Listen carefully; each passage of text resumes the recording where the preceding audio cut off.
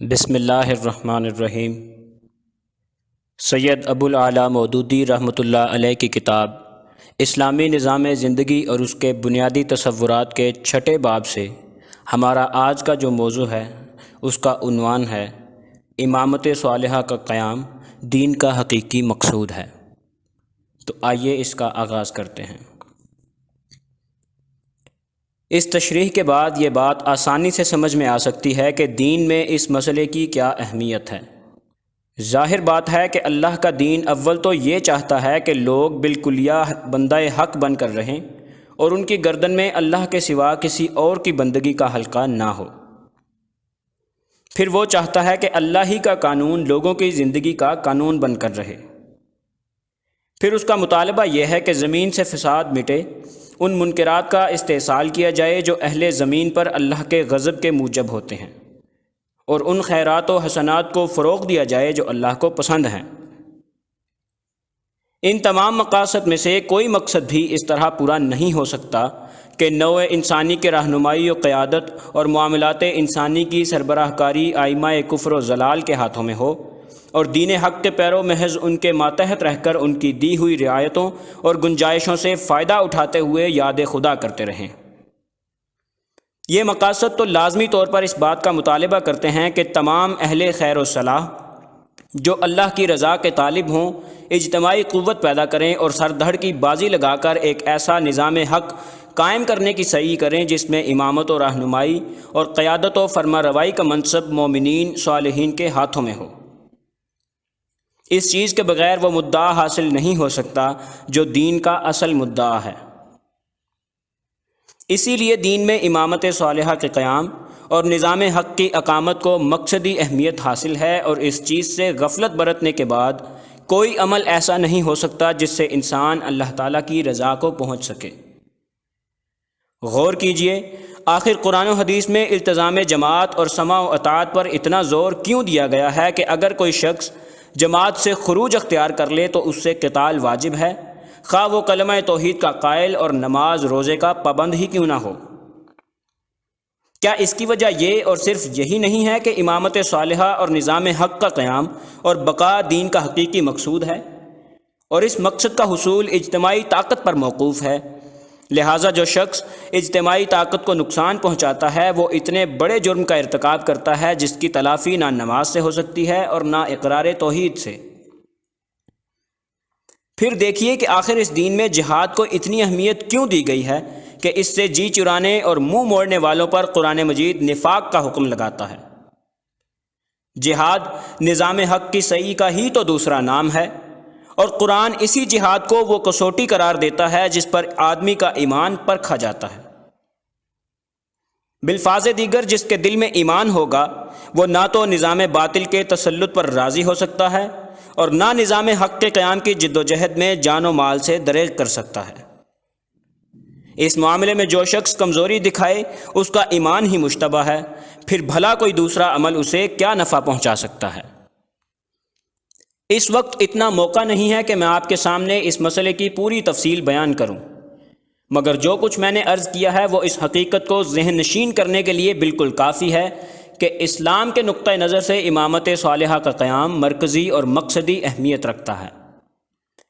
جو شخص اس دین پر ایمان لایا ہو اس کا کام صرف اتنے ہی پر ختم نہیں ہو جاتا کہ اپنی زندگی کو حتی الامکان اسلام کے سانچے میں ڈھالنے کی کوشش کرے، بلکہ عین اس کے ایمان ہی کا تقاضا یہ ہے کہ وہ اپنی تمام سعی و جہد کو اس مقصد پر مرکوز کر دے کہ زمام کار کفار و فساق کے ہاتھ سے نکال کر صالحین کے ہاتھ میں لے آئے، اور وہ نظام حق قائم ہو جو اللہ تعالیٰ کی مرضی کے مطابق دنیا کے انتظام کو درست کرے اور درست رکھے۔ پھر چونکہ یہ مقصد اعلیٰ اجتماعی کوشش کے بغیر حاصل نہیں ہو سکتا، اس لیے ایک ایسی جماعت صالحہ کا وجود ضروری ہے جو خود اصول حق کی پابند ہو اور نظام حق کو قائم کرنے، باقی رکھنے اور ٹھیک ٹھیک چلانے کے سوا دنیا میں کوئی دوسری غرض پیش نہ کر سکے۔ روئے زمین پر اگر صرف ایک ہی آدمی مومن ہو تب بھی اس کے لیے درست نہیں ہے کہ اپنے آپ کو اکیلا پا کر اور ذرائع مفقود دیکھ کر نظام باطل کے تسلط پر راضی ہو جائے یا ہیلے تلاش کر کے غلبہ کفر و فسق کے ماتحت کچھ آدھی پونی مذہبی زندگی کا سودا چکانا شروع کر دے، بلکہ اس کے لیے سیدھا اور صاف راستہ یہی ایک ہے کہ بندگان خدا کو اس طریقے زندگی کی طرف بلائے جو خدا کو پسند ہے۔ اگر کوئی اس کی بات سن کر نہ دے تو اس کا ساری عمر صراط مستقیم پر کھڑے ہو کر لوگوں کو پکارتے رہنا اور پکارتے پکارتے مر جانا اس سے لاکھ درجے بہتر ہے کہ وہ اپنی زبان سے وہ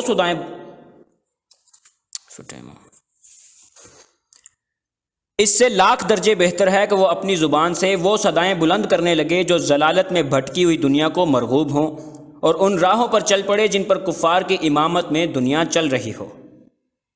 اور اگر کچھ اللہ کے بندے اس کی بات سننے پر آمادہ ہو جائیں تو اس کے لیے لازم ہے کہ ان کے ساتھ مل کر ایک جتھا بنائے، اور یہ جتھا اپنی تمام اجتماعی قوت اس مقصد عظیم کے لیے جد و جہد کرنے میں صرف کر دے جس کا میں ذکر کر رہا ہوں۔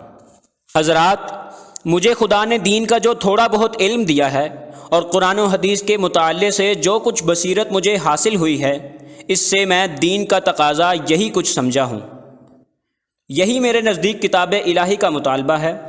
یہی انبیاء کی سنت ہے، اور میں اپنی اس رائے سے ہٹ نہیں سکتا جب تک کوئی خدا کی کتاب اور رسول کی سنت ہی مجھ سے ثابت نہ کر دے کہ دین کا یہ تقاضا نہیں ہے۔ اپنی صحیح کے اس مقصد و منتہا کو سمجھ لینے کے بعد اب ہمیں اس سنت اللہ کو سمجھنے کی کوشش کرنی چاہیے جس کے متحد ہم اپنے اس مقصود کو پا سکتے ہیں۔ یہ کائنات جس میں ہم رہتے ہیں، اسے اللہ تعالیٰ نے ایک قانون پر بنایا ہے اور اس کی ہر چیز ایک لگے بندھے ضابطے پر چل رہی ہے۔ یہاں کوئی صحیح محض پاکیزہ خواہشات اور اچھی نیتوں کی بنا پر کامیاب نہیں ہو سکتی، اور نہ محض نفوس قدسیہ کی برکتیں ہی اسے بارآور کر سکتی ہیں، بلکہ اس کے لیے ان شرائط کا پورا ہونا ضروری ہے جو ایسی مسائی کی بارآوری کے لیے قانون الہی میں مقرر ہیں۔ آپ اگر زراعت کریں تو خواہ آپ کتنے ہی بزرگ صفت انسان ہوں اور تسبیح و تحلیل میں کتنا ہی مبالغہ کرتے ہوں، بہرحال آپ کا پھینکا ہوا کوئی بیج بھی برگ و بار نہیں لا سکتا جب تک آپ اپنی صحیح کاشتکاری میں اس قانون کی پوری پابندی ملحوظ نہ رکھیں جو اللہ تعالیٰ نے کھیتوں کی بارآوری کے لیے مقرر کر دیا ہے۔ اسی طرح نظام امامت کا وہ انقلاب بھی جو آپ کے پیش نظر ہے کبھی محض دعاؤں اور پاک تمناؤں سے رونما نہ ہو سکے گا، بلکہ اس کے لیے بھی ناگزیر ہے کہ آپ اس قانون کو سمجھیں اور اس کی ساری شرطیں پوری کریں جس کے تحت دنیا میں امامت قائم ہوتی ہے، کسی کو ملتی ہے اور کسی سے چھنتی ہے۔ اگرچہ اس سے پہلے بھی میں اس مضمون کو اپنی تحریروں اور تقریروں میں اشارتاً بیان کرتا رہا ہوں، لیکن آج میں اسے مزید تفصیل و تشریح کے ساتھ پیش کرنا چاہتا ہوں، کیونکہ یہ وہ مضمون ہے جسے پوری طرح سمجھے بغیر ہمارے سامنے اپنی راہ عمل واضح نہیں ہو سکتی۔ انسان کی ہستی کا اگر تجزیہ کیا جائے تو معلوم ہوتا ہے کہ اس کے اندر دو مختلف حیثیتیں پائی جاتی ہیں جو ایک دوسرے سے مختلف بھی ہیں اور باہم ملی جلی بھی۔ اس کی ایک حیثیت تو یہ ہے کہ وہ اپنا ایک طبعی حیوانی وجود رکھتا ہے، اس پر وہی قوانین جاری ہوتے ہیں جو تمام طبیعیات و حیوانات پر فرما روائی کر رہے ہیں۔ اس وجود کی کارکردگی پر منحصر ہے ان آلات و وسائل پر، ان مادی ذرائع پر اور ان طبعی حالات پر جن پر دوسری تمام طبعی اور حیوانی موجودات کی کارکردگی کا انحصار ہے۔ یہ وجود جو کچھ کر سکتا ہے قوانین طبعی کے تحت آلات و وسائل کے ذریعے سے اور طبعی حالات کے اندر ہی رہتے ہوئے کر سکتا ہے، اور اس کے کام پر عالم اسباب کی تمام قوتیں مخالف یا موافق اثر ڈالتی ہیں۔ دوسری حیثیت جو انسان کے اندر نمایاں نظر آتی ہے وہ اس کے انسان ہونے یا بالفاظ دیگر ایک اخلاقی وجود ہونے کی حیثیت ہے۔ یہ اخلاقی وجود طبیعیات کا تابع نہیں بلکہ ان پر ایک طرح سے حکومت کرتا ہے۔ یہ خود انسان کے طبعی و حیوانی وجود کو بھی آلے کے طور پر استعمال کرتا ہے اور خارجی دنیا کے اسباب کو بھی اپنا تابع بنانے اور ان سے کام لینے کی کوشش کرتا ہے۔ اس کی کارکن قوتیں وہ اخلاقی اوصاف ہیں جو اللہ تعالیٰ نے انسان میں ودیت فرمائے ہیں، اور اس پر فرما روائی بھی طبعی قوانین کی نہیں بلکہ اخلاقی قوانین کی ہے۔ دینی کتب کی مزید آڈیوز اور مفید معلومات کے لیے ہمارے چینل مینٹورز اکیڈیمیا کو ابھی سبسکرائب کر لیں۔